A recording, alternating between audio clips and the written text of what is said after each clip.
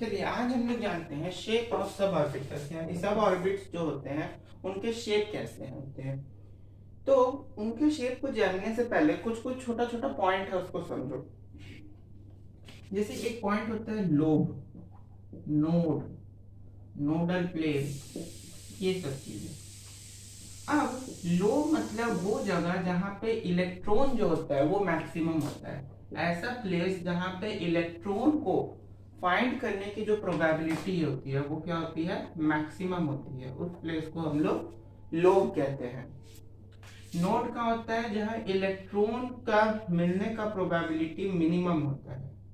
क्या होता है, मिनिमम होता है। उस प्लेस को हम लोग नोड कहते हैं, जहाँ पे इलेक्ट्रॉन को मिलने का प्रोबेबिलिटी लगभग जीरो के बराबर होता है, यानी बहुत कम, लगभग जीरो। और नोडल प्लेन क्या, वैसा प्लेस जहाँ पे इलेक्ट्रॉन होता ही नहीं है। The place where the electron is not found is known as nodal plane. Electron probability of finding electron is minimum almost to zero is known as node, and the probability of finding of electron maximum is lobe। ये जो nodal plane होता है ना, ये तुम्हारा L के बराबर होता है। L क्या, azimuthal quantum number, azimuthal quantum number के ये बराबर होता है। क्या हमने बात है, ये सब छोटा छोटा कुछ कुछ टर्म है। चलिए अब एक एक करके हम लोग सारे ऑर्बिटल को समझते हैं, एस पी डी एफ। ठीक है, एफ को तो हम लोग को नहीं पढ़ना है। जैसे एस पी डी एफ, यही चार सब ऑर्बिट होता है। एस का जो शेप होता है ना वो स्फेरिकल होता है। कैसा होता है, स्फेरिकल शेप होता है। पी का जो शेप होता है वो डम्बेल टाइप होता है। कैसा होता है, डम्बेल, डम्बेल होता है। डी का शेप जो होता है ना वो डबल डम्बेल होता है। वो कैसा होता है, डबल डम्बेल, मतलब ऐसे करके और ऐसे कुछ। और ये जो एफ होता है ना, इसका कॉम्प्लिकेटेड टाइप शेप होता है, इसका कॉम्प्लिकेटेड होता है। एफ का हम बना देंगे, थोड़ा कॉम्प्लिकेटेड इसका शेप होता है, बाकी और कोई बात नहीं है।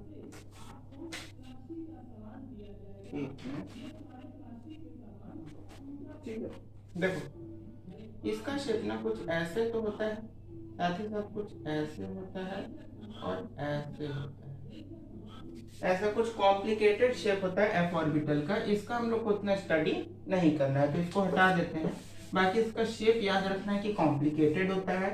हम लोग को स्टडी तीन ही का करना है, एस पी डी, जिसमें एस का होता है स्फेरिकल,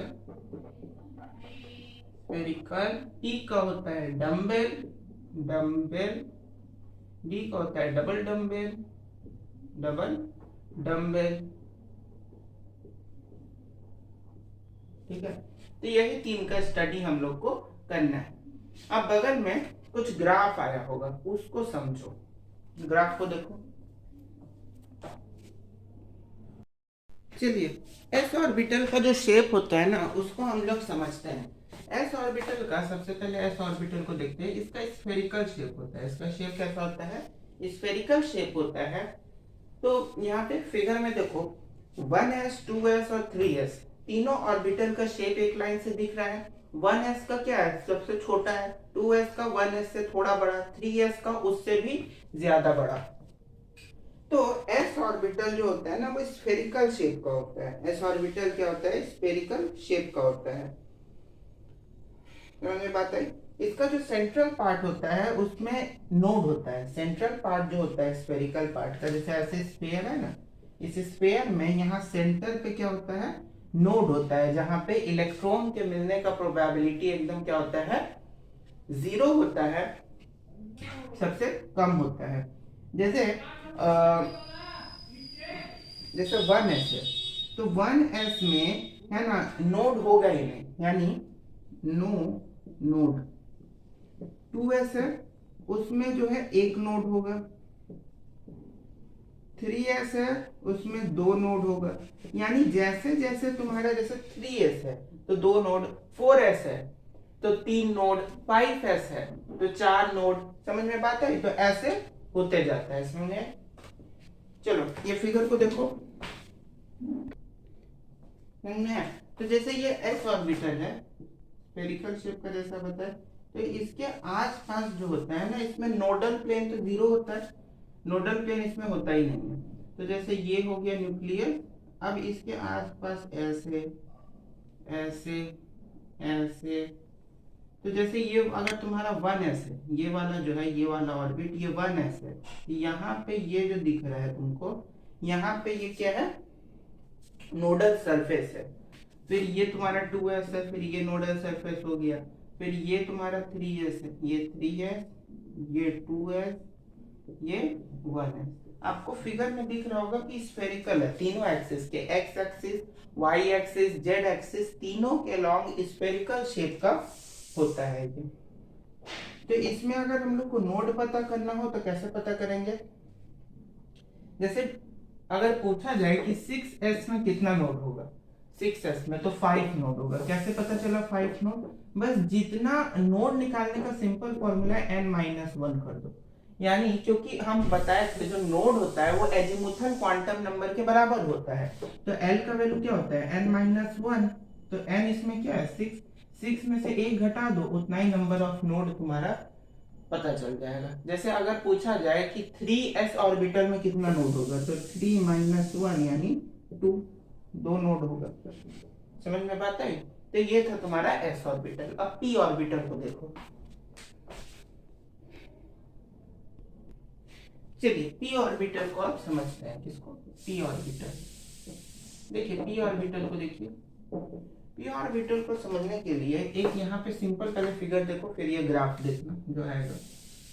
इसको देखो, ऐसा ही कुछ फिगर है, ग्राफ में ऐसा ही कुछ है। इसमें ये जो जगह होता है ना, जहाँ पे गांठ होती है, जहाँ पे गांठ होता है, जैसे कोई भी रस्सी को जब बांधते हो तो उसमें गांठ बनती है ना, वही चीज है। ये जो गांठ है इसको हम लोग बोलते हैं नोड।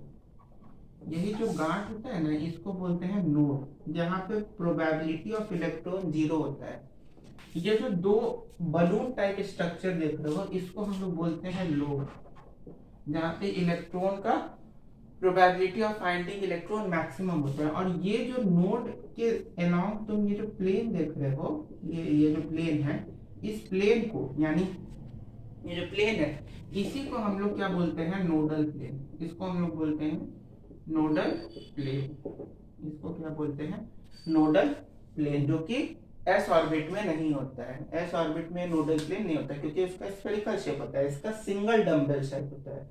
पी ऑर्बिटल का डम्बल, सिंगल डम्बल टाइप का शेप होता है पी ऑर्बिटल का। बात समझ में आई? चलिए अब यहाँ ग्राफ को देखो। इस ग्राफ में तुमको दिख रहा होगा एक px, यानी px ऑर्बिटल है जो कि x एक्सिस की तरफ है, py ऑर्बिटल है जो कि y की तरफ है, और pz है जो कि z एक्सिस के लॉन्ग है। यानी जो 3 एक्सिस होती हैं x y z,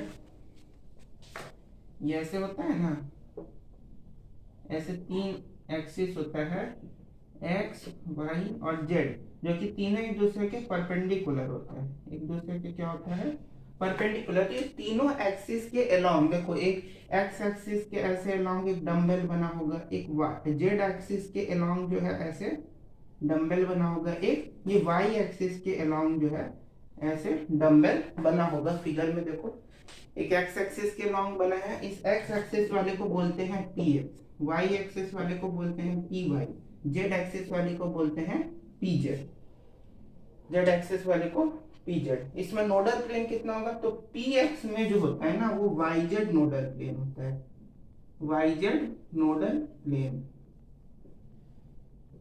px में yz होता है, py में क्या होता है, xz होता है, और pz में क्या होता है, xy नोडल प्लेन। यानी py में xz नोडल प्लेन होता है, px में yz नोडल प्लेन होता है, और pz में xy नोडल प्लेन होता है। p जो सब ऑर्बिटल होता है ना, उसमें एक नोड होता है, एक नोड, 2 लोब, एक नोड, 2 लोब और एक नोडल प्लेन होता है। एक नोडल प्लेन, एक नोड और 2 लोब होता है। इसमें जो इलेक्ट्रॉन, क्योंकि यहाँ पे तुम देखो कि ये जो p ऑर्बिटल में जो इलेक्ट्रॉन है, यानी इलेक्ट्रॉन कहाँ मिलेगा, लोब में, तो वो लोब का तुम अगर डायरेक्शन देखो तो हर बार जो है लोब का डायरेक्शन एक्सिस के अलोंग है, लोब का डायरेक्शन कहाँ है, एक्सिस के अलॉन्ग है। तो p ऑर्बिटल में the probability of finding of electron in p orbital is maximum along axis, axis के अलोंग मैक्सिमम होता है इलेक्ट्रॉन के फाइंडिंग का प्रोबेबिलिटी। फिगर में देखते रहो, फिगर में भी देखोगे कि px, py, pz तीनों जो है अपने अपने एक्सिस के अलोंग है। तो उसमें जो लोब है, बलून लाइक स्ट्रक्चर है, उसी में बलून लाइक स्ट्रक्चर एक्सिस पे एक्ट है, तो उसी पे इलेक्ट्रॉन जो है मैक्सिमम मिलेगा। ये p ऑर्बिटल में था। समझ में बात आई, p ऑर्बिटल समझ गए। चलो d ऑर्बिटल देखो, d ऑर्बिटल दिख रहा है। d ऑर्बिटल का जो शेप होता है वो यहाँ बनाते हैं, ये देखो, ये ऐसे, फिर इसमें ऐसे कुछ इसका शेप होता है। इसमें एक नोडल प्लेन होता है, इसमें सॉरी वन नोड, ये देखो फिगर में भी देखते रहो, फिगर आओ ना, हाँ फिगर देखो, फिगर में वन नोड, एक नोड है, चार लोब है, एक ये एक ये एक ये एक ये, चार लोब हो गया। और इसमें नोडल प्लेन दो होंगे, एक ऐसे ऐसे, एक ऐसे एक नोडल प्लेन होगा, एक ऐसे एक नोडल प्लेन होगा। तो दो नोडल प्लेन जो होते हैं वो इसमें होता है, two nodal plane. Nodal plane देखोगे दो होगा, एक्सेप्ट जो लास्ट वाला देख रहे होगे D Z square, D Z square जो लास्ट ऑर्बिटल देखोगे फिगर में, तो उसमें ऐसे करके बीच में एक ऐसे सर्कल टाइप है। लास्ट वाला जो देखोगे डी जेड स्क्वायर, उसमें ऐसे करके एक सर्कल है, उसमें क्या है, सर्कल टाइप है। तो उसको जो है उसमें केवल दो लोब होता है, उसमें नोडल प्लेन नहीं होता है। देखो dx, बाकी जितना देखोगे dx, dy, dz, dxy, dyz, ठीक है, और dzx, उन तीनों ऑर्बिटल में देखोगे तो चार लोब है, दो नोडल प्लेन है, दो नोडल प्लेन है, चार लोब है और एक नोड है, और एक नोड है। और dx square minus Y square वाले में भी सेम है, बस dz स्क्वायर में देखोगे तो लास्ट में एक स्फेरिकल, बीच में एक स्फेरिकल टाइप का शेप है। तो dx, dy in dxy, dxz and dyz the probability of finding of electron, इसमें इलेक्ट्रॉन के मिलने का जो प्रोबेबिलिटी होता है वो प्लेन में होता है, यानी जैसे एक्स वाई प्लेन बना हुआ है ना, इस प्लेन में इलेक्ट्रॉन के प्रोबेबिलिटी जो होता है फाइंडिंग का मैक्सिमम होता है at an angle of 45 degree, 45 degree के एंगल पे। समझ में बात है। जबकि dx square minus Y square and dx, देखो बाकी सारा जैसे dxy, 5 इसमें फिगर में दिख रहा है ना, 5 में पहला 3 देखो dxy, dyz, dxz, इसमें तो प्लेन के लॉन्ग होता है इलेक्ट्रॉन मिलने का प्रोबेबिलिटी इन तीनों में at an angle of 45 degree. और dx square minus Y square और dz स्क्वायर, इसमें जो है, इसमें एक्सिस के अलॉन्ग, इसमें एक्सिस के अलॉन्ग जो होता है ना, वो इलेक्ट्रॉन के मिलने का प्रोबेबिलिटी जो है वो एक्सिस के अलॉन्ग मैक्सिमम होता है इन सब में, dx square minus Y square और dz स्क्वायर में।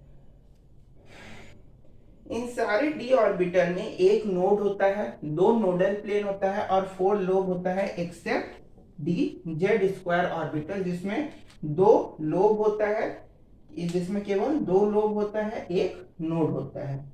समझ में बात है, दो लोब है और एक नोड है। तो ये था तुम्हारा चैप्टर, समझ में बात है। तो इसी के साथ आपका चैप्टर खत्म होता है एटॉमिक स्ट्रक्चर। अब हम लोग पीटी यानी पीरियोडिक टेबल को देखेंगे अगले क्लास में।